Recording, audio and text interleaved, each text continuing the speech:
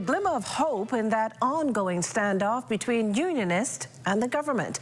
Union leaders left the office of the Prime Minister seemingly satisfied with the progress made during this morning's talks. With all the details, return now to our Danielle Dean. The Bahamas Educators, Counselors and Allied Workers Union deciding not to protest once again this week, holding on to the promise made by Prime Minister Philip Davis that outstanding payouts will be made before Christmas.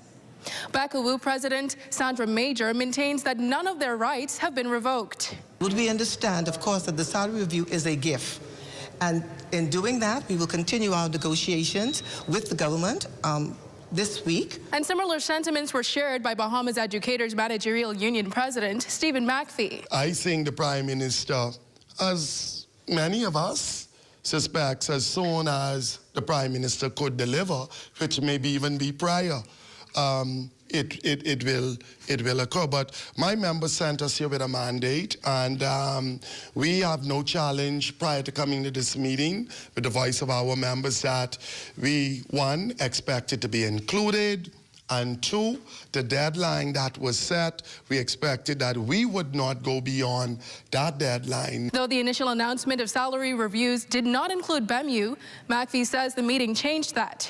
The Prime Minister and his team, I must say, was very receptive in some points, was even apologetic and made it clear that there was no ill will or intent. Latrey Ramming, OPM Director of Communications, says negotiation with the government has always been welcome.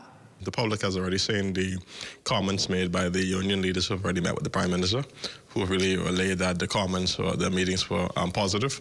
The government maintains the same view.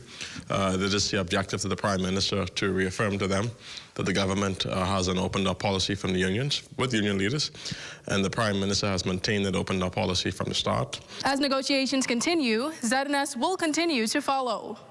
Reporting for the Bahamas Tonight, I'm Danielle Dean.